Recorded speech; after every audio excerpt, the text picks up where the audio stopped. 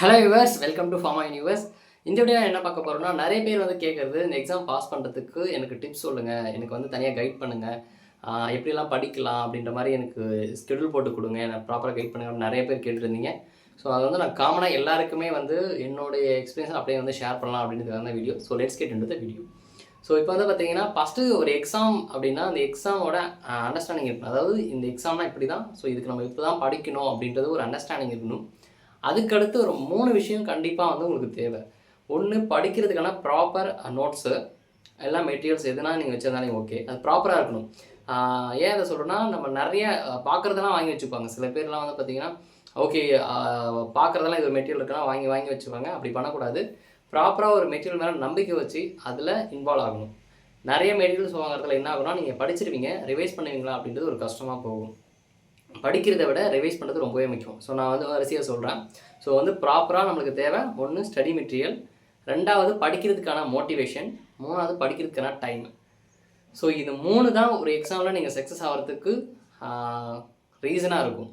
Proper மெட்டீரியல்னாலையும் கஷ்டம், உங்களுக்கு கரெக்டான மோட்டிவேஷன் நான் என்ன சொல்ல வரேன்னா, நம்ம படிக்கிறோன்னா அதுக்கான ஒரு டெடிக்கேஷன் வேணும். ஸோ நம்ம ஒரு நாளைக்கு வந்து மினிமம் ஒரு 5 to 10 ஹவர்ஸ் நீங்கள் படித்தாலும் அந்த 5 to 10 ஹவர்ஸ் எஃபெக்டிவாக நீங்கள் ஸ்பெண்ட் பண்ணுறதுக்கு உங்களுக்கு மோட்டிவேஷன் தான் தேவை. படிச்சுட்ருக்கோன்னா ஏன் இதெல்லாம் இவ்வளோ படிச்சுட்ருக்கோம் அப்படின்னு ஆட்டோமேட்டிக்காக தோணக்கூடாது. சில டைம் வந்து சில பேர் எக்ஸாம் டேட் வந்தால் தான் அந்த மோட்டிவேஷன் ஆட்டோமேட்டிக் கிரியேட் ஆகும். ஸோ எக்ஸாம் டேட் வந்துருச்சு அப்படின்னு, அதுக்கு முன்னாடி அந்த லேசினஸ் அதிகமாக இருக்கும். எக்ஸாம் டேட் வந்தோடனே லேசினஸ் வந்து குறைஞ்சிரும். ஸோ அந்த மோட்டிவேஷன் தான். ஸோ சில பேர் எக்ஸாம் டேட் வந்தால் தான் படிக்கணும்னு கிடையாது. நீங்கள் இப்போ இருந்து படித்தா தான் அப்போ பாஸ் பண்ணணுன்ற மோட்டிவேஷன் இருக்கும். டெய்லி டெடிக்கேட்டடாக வந்து நீங்கள் உட்காரணும். 3வது வந்து படிக்கிறதுக்கான டைமு. ஸோ நிறைய பேருக்கு எல்லாருக்குமே ஒரே டைம் வந்து அமைஞ்சிடாது. நிறைய பேர் ஒர்க் பண்ணிகிட்டு இருப்பீங்க. சில பேருக்கு வந்து ஃபேமிலி கமிட்மெண்ட் இருக்கும். சில டைம் வந்து வேறு யாராச்சும் பார்ட் டைமாக ஒர்க் பண்ணிகிட்டு இருக்கலாம். இந்த ஃபேமிலி சுச்சுவேஷனால் வந்து அவங்க ஒர்க் பண்ணிகிட்டே படிக்கிற மாதிரி கூட இருக்கலாம். அவங்க ப்ராப்பராக டைம் மேனேஜ்மெண்ட்டு அவங்கவுங்களுடைய கெப்பாசிட்டிக்கு ஏற்ற மாதிரி வந்து வச்சுக்கணும். ஸோ இது 3 தான் வந்து முக்கியமான விஷயம். ஒன்று மோட்டிவேஷன், நமக்கு ஒரு proper materials and time managements. So உங்களுக்குன்னு ஒரு கெப்பாசிட்டி இருக்கும். அந்த டைமுக்குள்ளே இவ்வளோ தான் படிக்க முடியும் அப்படின்றத வந்து நீங்கள் ஃபிக்ஸ் பண்ணிக்கிட்டு அதுக்கேற்ற மாதிரி வந்து ஸ்கெடியூல் போட்டுக்கலாம்.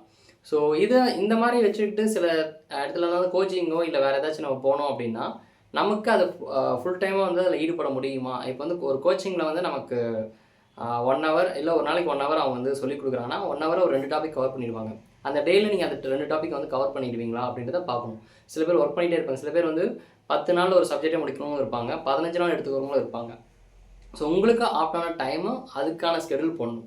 மற்றவங்க 10 நாள் போட்டாங்க, நாமளும் அதை 10 நாள் போட்டு முடிக்க முடியும் அப்படின்னு நீங்கள் உட்காந்துட்டு அப்போ அதுக்கான டெடிக்கேஷனும் நீங்கள் அந்த டைமை ஸ்பெண்ட் பண்ணணும்.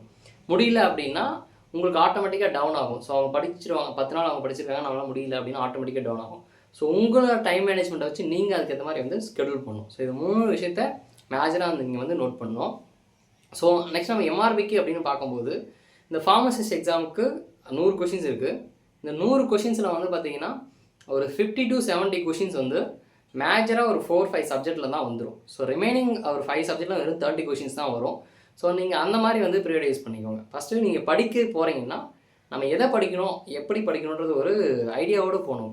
ஸோ நம்ம சிலபஸ் ஆர்டரில் போகலாமா, இல்லை நம்ம வந்து இந்த மாதிரி வந்து எது நம்ம முன்னாடி அதிகமாக படிக்கணும், எதில் அதிகமாக மார்க்ஸ் ஸ்கோர் பண்ண முடியும் அப்படின்றத படிக்கணுமா, அதுக்கேற்ற மாதிரி வந்து பிளான் பண்ணி படிங்க. ஸோ லாஸ்ட் டைம் நான் எப்படி படித்தோன்னா, எனக்கு வந்து பிடிச்ச சப்ஜெக்ட் வந்து ஃபார்மகாலஜி. ஸோ ஃபார்மகாலஜி நம்ம நல்லா படிக்கணும். ஏன்னா அதில் வந்து கெமிஸ்ட்ரி, அப்புறம் ஃபார்மகோதெரபிக். லாஸ்ட் டைமே வந்து பார்த்திங்கன்னா இது வந்து கிளினிக்கல் பேத்தாலஜி அப்படின்னு இருந்தது. ஸோ அதே தான் இப்போ வந்து ஃபார்மகோதெரபிக்ஸ்னு கொடுத்துருக்காங்க. ஸோ அதே ட்ரக் டிசீஸ் தான் வரப்போகுது. அடிஷ்னலாக ஒரு சில இப்போது டிசீஸும் வந்து ஆட் பண்ணியிருக்காங்க. ஸோ அதை நீங்கள் அடிஷ்னலாக படிக்க போகிறீங்க. ஸோ ஃபார்மகாலஜி நான் படித்தது அப்படியே சொல்கிறேன். ஃபார்மகாலஜி நல்லா படிச்சுட்டு அதுக்கப்புறம் ஒவ்வொரு சப்ஜெக்டாக வந்து கவர் பண்ணிட்டு போகலாம். ஸோ உங்களுக்கு பிடிச்ச சப்ஜெக்ட் எடுக்கிறது என்னோடய பெஸ்ட் ஆப்ஷனாக சொல்லுவேன். ஸோ உங்களுக்கு ஒரு நல்ல கான்ஃபிடென்ட் கிடைக்கும். ஓகே, நம்ம ஒரு சப்ஜெக்ட் நல்லா முடிச்சிருக்கோம் அப்படின்னு ஒரு கான்ஃபிடென்ட் கிடைக்கும். ஸோ அதுக்காக நீங்கள் வந்து பிடிச்ச சப்ஜெக்ட்டை முதல்ல வந்து சூஸ் பண்ணுறது ஒரு நல்ல ஆப்ஷனாக இருக்கும். ஸோ இந்த 4ல் அது ஒன்று சூஸ் பண்ணிங்கன்னா இன்னும் ஒரு நல்ல ஆப்ஷன். சூட்டி, காக்னசி, கெமிஸ்ட்ரி, காலேஜி, இந்த 4ல் கண்டிப்பாக ஏதோ ஒன்று சூஸ் பண்ணி படிங்க. நெக்ஸ்ட் வந்து இந்த படிக்கிற டைம்ன்றது வந்து அது ஒவ்வொருத்தரை பொறுத்து தான். ஸோ இப்போ லாஸ்ட் டைம் வந்து பார்த்தீங்கன்னா 8 மாதத்துக்கு முன்னாடி வந்து நோட்டிஃபிகேஷன் விட்டு, ஆகஸ்ட்டில் நோட்டிஃபிகேஷன் விட்டு ஏப்ரல் எக்ஸாம் வைக்கும்போது என்ன ஆச்சுன்னா நிறைய டைம் கேப் இருந்தது. ஆனால் அந்த 8 மாதமும் கண்டினியூஸாக உட்காந்து படித்தாங்கன்னு பார்த்தீங்கன்னா ரொம்பவே கம்மியான பீப்புள்ஸாக வந்து படித்தாங்க. ஸோ நிறைய பேரை நான் வந்து சர்வை பண்ணிவிட்டு அவங்களோட ஃபீட்பேக்லாம் கேட்டுட்டு தான் நான் அந்த வீடியோ மேக் பண்ணுறேன். ஸோ அதனால் சொல்கிறேன், 8 மாதம் நீங்கள் படிச்சிங்களா அப்படின்னும் போது 8 மாதம் கண்டினியூவாக படிக்கல. எல்லோரும் சொல்கிறது நோட்டிஃபிகேஷன் வந்துச்சு. அந்த மந்த் வந்து கொஞ்சம் படித்தோம். அதுக்கப்புறம் எக்ஸாம் எப்போ வரும்னே தெரியாது. அதுக்கப்புறம் நிறைய இஷ்யூலாம் இருக்கிறதுனால எக்ஸாம் வருமா இல்லையா அப்படின்ற மாதிரிலாம் டவுட் வந்து நான் படிக்கல. அப்புறம் நோட்டிஃபிகேஷன் விட்டு ஒரு 6 மாதம் கழிச்சு ஒரு எக்ஸாம் அனௌன்ஸ்மெண்ட் வருது. மார்ச்சில் வருது. மார்ச் 23 வருது. ஸோ அப்போ வந்து பார்த்தீங்கன்னா 1 மந்தில் எக்ஸாம் அப்படின்னு வந்து அனௌன்ஸ் பண்ணுறாங்க. அப்படி இருக்கும்போது அப்போ தான் வந்து எல்லாருக்குமே அந்த மோட்டிவேஷனும் அந்த ஒரு சீரியஸ்னஸும் புரிஞ்சுது. நிறைய பேர் படித்தது வந்து பார்த்தீங்கன்னா அந்த நீங்கள் மேக்ஸிமம் குவாலிஃபை ஆன பர்சன்ஸும் அந்த ஒரு 30 to 40 டேஸ் தான் வந்து மேக்ஸிமம் இருப்பாங்க. 6 மந்த் கண்டினியூஸாக படித்தவங்க ரொம்பவே ரேராக தான் இருக்காங்க. அவங்களும் டெய்லி வந்து இந்த மாதிரி ஸ்பெண்ட் பண்ணாங்கன்றது ரொம்பவே கம்மி தான். காலையில் 1 hour 2 hour அந்த மாதிரி படிச்சிருப்பாங்க. லாஸ்ட்டாக அந்த 30 டேஸில் ரொம்பவே வந்து லீவ் போட்டு படிச்சுட்டு 1 மந்த் ஃபுல்லாக ஒரு ரூம்குள்ளே உட்காந்து படிச்சுட்டு ஸோ இப்படி இருந்த பீப்புள்ஸாக வந்து அதிகம். ஸோ எதுக்காக இதை சொல்ல வரேன்னா, நீங்கள் அந்த மோட்டிவேஷன் இப்போவே உங்கள் மைண்ட் செட்டில் கொண்டு வந்துடுங்க. நீங்கள் ஒரு 2 to 3 மந்தில் ஸ்கெடியூல் போட்டு 10 சப்ஜெக்டை வந்து கம்ப்ளீட் பண்ணிடுறதுக்கு ட்ரை பண்ணுங்கள். ஸோ லாஸ்ட் டைம் அப்படி படித்தாங்கன்னா அவங்களுக்கு அந்தளவுக்கு அந்த டைம் இப்போ திடீர்னு வந்து நமக்கு எக்ஸாம் வந்து 40 டேஸ் டைம் கொடுப்பாங்களா அப்படின்றது தெரியாது. இன்கேஸ் மேக்ஸிமம் கொடுப்பாங்க, கொடுக்கலனா அப்படின்ற ஒரு கொஷினை மைண்ட் செட்டில் வச்சுக்கிட்டு நம்ம இப்போவே படிக்கணும், இப்போ படித்தா தான் லாஸ்ட் டைம் வந்து ரிவைஸ் பண்ண முடியும் அப்படின்ற மைண்ட் செட்டை வச்சுக்கோங்க. இப்போ நானும் அதே மாதிரி தான் 1 மந்தில் வந்து கொஞ்சம் அப்படியே பார்த்தோம். அதுக்கப்புறம் வந்து நார்மல் லைஃப்பில் நம்ம என்ன ஃபாலோ பண்ணிட்டு இருக்கோமோ அந்த மாதிரி வந்து போயாச்சு. மறுபடியும் மார்ச் வரும்போது தான் எக்ஸாமோட சீரியஸ்னஸ் எல்லாருமே வந்து படிக்கிறாங்க அப்படின்ற ஒரு கான்செப்ட் வரும். நமக்கு எக்ஸாம் வந்துருச்சு, நம்ம படிக்கணும் அப்படின்ற ஒரு மைண்ட் செட் வந்து ஆட்டோமேட்டிக்காக வரும். எனக்கு அப்படி தான் இருந்துச்சு.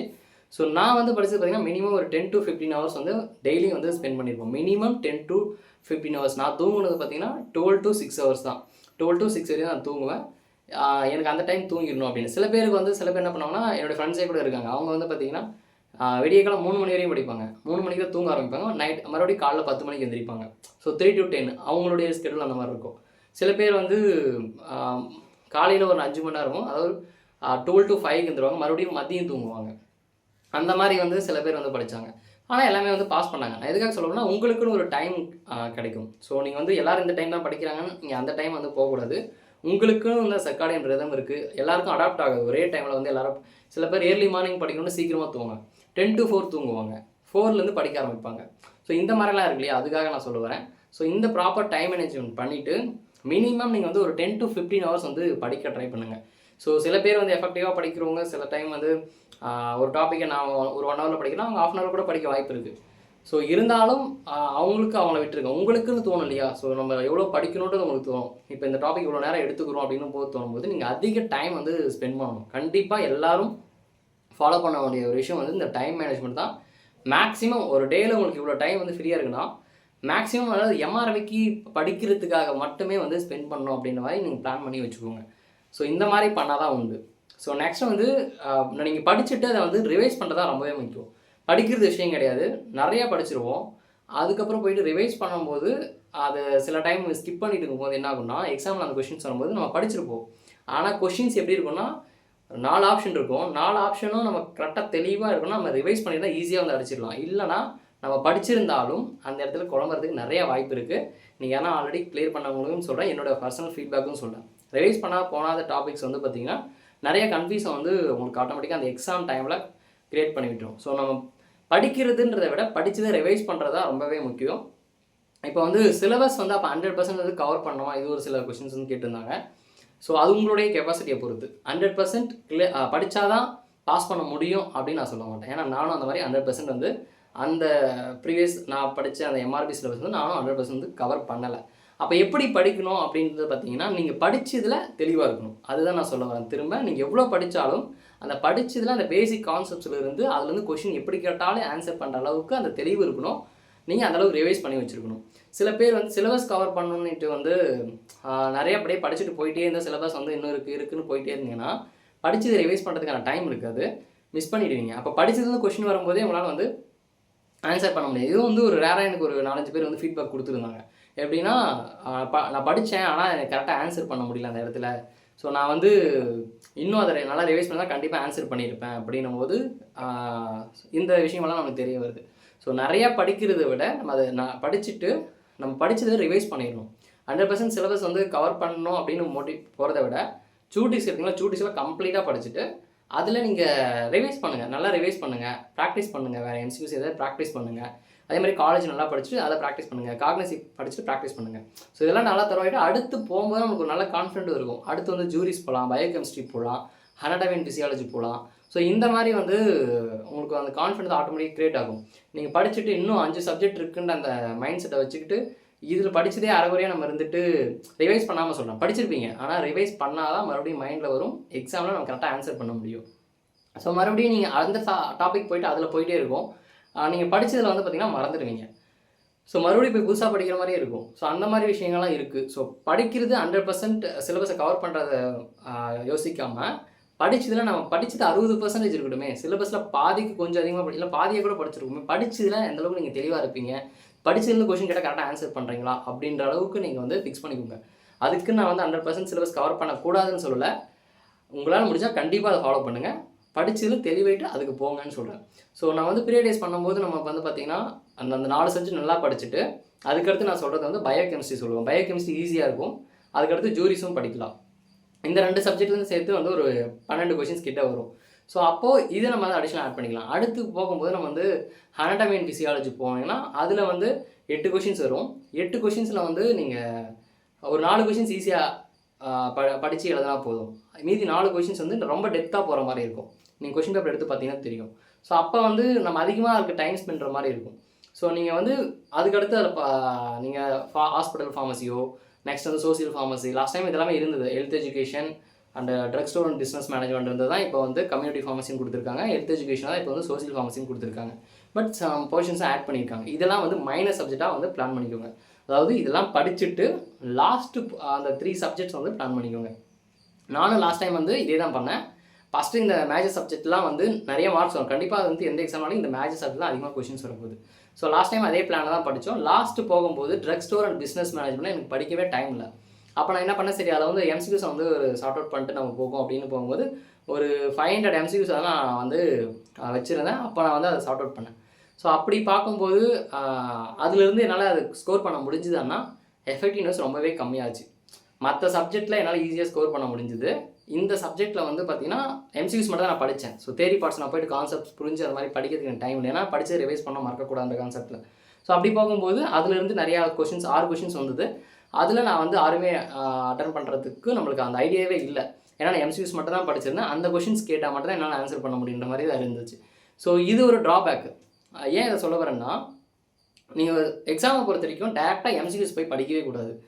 தேரி படிச்சுட்டு எம்சிக்யூஸை ப்ராக்டிஸ் மட்டும் தான் பண்ணணுமே தவிர, நிறைய பேர் என்ன பண்ணுறாங்க, நம்ம வந்து ஒரு 10,000 எம்சிக்யூஸ் படித்தா அதுலேருந்து ஒரு 100 வந்துடாதா, இல்லை நம்ம அதிகமாக இன்னும் படித்தா அதுலேருந்து ஒரு 100 வந்துடாதா, அதுலேருந்து நம்ம 60-70 வந்துடாதா, நம்ம பாஸ் பண்ண முடியுமா, பாஸ் பண்ணிடலாம் அப்படின்ற ஒரு மைண்ட் செட்லாம் வந்துடுறாங்க. ஆனால் அப்படி வந்து வாய்ப்பே கிடையாது. ஏன்னா ஒரு கொஷின்ஸ் வந்து தேரி போர்ஷன்லேருந்து நீங்கள் படித்தா ஈஸியாக அட்டன் பண்ணலாம். எம்சிக்யூஸ் பண்ணும்போது நீங்கள் படித்த எம்சிக்யூஸே அங்கே வராது. ஈவன் நீங்கள் படித்த எம்சிக்யூஸ்லேயே வேறு மாதிரி கொஷின்ஸ் கேட்டாலும் வராது. உங்களுக்கு அந்த ஆன்சர் வந்து அந்த டைமில் வந்து என்னன்னே தெரியாத மாதிரி தான் இருக்கும். ஃபார் எக்ஸாம்பிளுக்கு ஒரு கிளாஸிஃபிகேஷன் நீங்கள் தேரி பாட்டில் படிச்சிருங்க, என்னென்ன கிளாஸ்ன்னு படிச்சிடும். நீங்கள் எம்சிக்யூஸில் வந்து பார்த்தீங்கன்னா ஒரு கொஷின்ஸ்க்கு ஒரு கிளாஸுக்கு ஒரு ட்ரக் தான் படிச்சிருப்பீங்க. ஸோ அந்த மாதிரி வந்து உங்களுக்கு அந்த கொஷின்ஸ் வந்து which one of the following is sodium channel பிளாக்கர்னு கேட்டால் நிறைய ட்ரக்ஸ் இருக்குது. நீங்கள் ஒன்று அங்கே படிச்சுட்டு வந்துருப்பீங்க எம்சிக்யூஸில், இங்கே வந்து வேறு ட்ரக்ஸ் கொடுக்கும்போது உங்களுக்கு தெரியாது, நீங்கள் படிச்ச ட்ரக் அங்கே இருக்காது. ஸோ இந்த மாதிரி வந்து நிறையவே ட்ராபேக்ஸ் இருக்குது நீங்கள் எம்சிக்யூஸ் போய் படிக்கிறது. அதனால தான் நான் சொல்ல வரேன், நான் எம்சிக்யூஸ் வந்து அந்த ஒரு சப்ஜெக்ட் மட்டும் தான் படித்தேன். அதனால் வந்து பார்த்திங்கன்னா அதில் வந்து என்னால் ஸ்கோரே பண்ண முடியல. அதை தவிர்த்து எனக்கு ஒரு கான்ஃபிடென்ட், என்ன கான்ஃபிடென்ட்னா நம்ம இதில் நிறையா படிச்சிருக்கோம், ஸோ இதிலேருந்து நமக்கு வந்துடும் அப்படின்ற ஒரு கான்செப்ட் தான். ஸோ நம்ம படிக்கும்போது அந்த மோட்டிவேஷன் எப்போவுமே வந்து டவுன் ஆகாமல் பார்த்துக்கோங்க. ஸோ நெக்ஸ்ட் வந்து அது எப்படின்னா, இப்போது 900 போஸ்ட் இருக்குது. அந்த 900 போஸ்ட்டில் கண்டிப்பாக நம்மளுக்கு ஒன்று அப்படின்னு நினச்சிட்டு வந்து அப்படி படிங்க. ஸோ அதுக்கு நீங்கள் அந்தளவுக்கு எஃபர்ட் போடணும். இப்போ வந்து 425 இருக்குது. ஸோ அதுக்கான எஃபர்ட் வந்து நீங்கள் வந்து அந்த மோட்டிவேஷன் டவுன் ஆகாமல் கண்டினியூவாக படிக்கிறதுக்கு இதை ஞாபகம் வச்சுக்கோங்க. ரிமைனிங் அந்த 70 கொஷின்ஸ் 80 கொஷின்ஸ் வந்து நம்ம படித்த சப்ஜெக்ட்லேயும், ரிமைனிங் அந்த 30 கொஷின்ஸ் வந்து நம்ம படிக்காத சப்ஜெக்ட்டில் வந்தாலும் அதை மேனேஜ் பண்ணுற அளவுக்கு ஒரு பேசிக் கான்செப்டோடு நீங்கள் வந்து அப்ரோச் பண்ணணும். எக்ஸாமை பொறுத்த வரைக்கும் 100% வந்து படிக்க முடியும்னா அதுக்கான டைம் இருக்குமான்னு தெரியாது. இந்த டைமில் நம்ம வந்து கவர் பண்ணலாம், பட் கவர் பண்ணுறதுக்கு போயிட்டு நம்ம வந்து படித்ததை வந்து மிஸ் பண்ணிடக்கூடாது. ஸோ அதான் சொல்ல வரேன். ஸோ இப்படி தான் நாங்கள் படித்தோம். மேஜர் போர்ஷன்ஸை நல்லா ஃபோக்கஸ் பண்ணிவிட்டு மைனர் போர்ஷன்ஸை அதுக்கான பீரியடை கம்மி பண்ணிவிட்டு படித்ததில் கொஞ்சம் தெளிவாக இருக்கலாம் அப்படின்ற மாதிரி. ஸோ 70க்கு மேலே எடுத்தால் கண்டிப்பாக வந்து ஜாப் கிடச்சிரும் அப்படின்னு ஒரு கான்ஃபிடென்ட்டு. ஸோ நம்ம வந்து யாருக்குமே வந்து பார்த்திங்கன்னா 100க்கு 100 வந்து எடுக்க முடியாது. ஏன்னா கொஷின்ஸ் வந்து நிறைய டைப் புக்லேருந்து எடுப்பாங்க. நம்ம ஒரு புக்கு தான் படிச்சிருப்போம். ஆனால் கொஷின்ஸ் வந்து 10 சாப்டருக்கும் 10 புக்கு எடுத்து போட்டிருப்பாங்க.